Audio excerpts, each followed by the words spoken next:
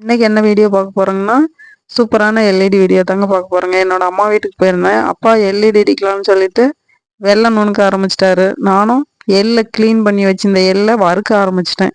சூப்பரா எள்ள வறுக்கிறதுக்குள்ள அம்மா வந்து மாவு பிசைய ஆரம்பிச்சிட்டாங்க. என்ன மாவுன்னா ராகி மாவு. ராகி மாவுன்னு சொல்லுவாங்க, இல்லைன்னா ஆரி மாவுன்னு சொல்லுவாங்க. அவங்க பிசையறதுக்குள்ள நான் சூப்பரா எள்ள வறுத்து எடுத்தாச்சுங்க.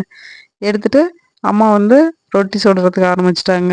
கிராம சைட்லாம் பார்த்தீங்கன்னாக்கா எல்இடி இடிக்கிறதுக்கு ஒன்லி ஆரி மாவு, எள்ளு, வெல்லம் தாங்க. இது 3 மட்டும்தான் போடுவாங்க. வேற எதுவும் கூட்டா போட்டு இடிக்க மாட்டாங்க.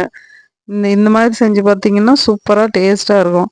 அம்மா ரொட்டி சுடுறதுக்குள்ள நான் மிக்சியில போட்டு வறுத்த எள்ள ஆற வச்சு தூள் பண்ணி வச்சுக்கிட்டேங்க. அப்புறம் எல்இடிக்க ஆரம்பிச்சுக்கிட்டாங்க. அம்மாவும் அப்பாவும் எல்இடி இடிக்கிறதுக்கு ஆரம்பிச்சிட்டாங்க.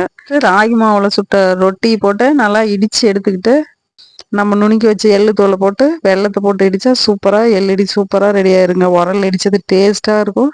ஆனா அது இடிச்சு எடுக்கிறதுக்குள்ள ஒரு வழி ஆயிரணும். அவ்வளோ கஷ்டமா இருக்கும் எல்இடி உரல்ல இடிச்சாலே. ஏன்னா வெல்லம், எள்ளு, அந்த ஆரி மாவு ரொட்டி எல்லாம் போட்டு இடிக்கும்போது அப்படியே பசையாட்டம் முடிச்சுக்குங்க. அந்த உலக்கைய பார்த்தீங்கன்னா திருவி திருவி தான் எடுக்கணும். அப்படி எடுத்தா மட்டும்தான் வெளியே வரும், இல்லைன்னா வெளியவே வராது.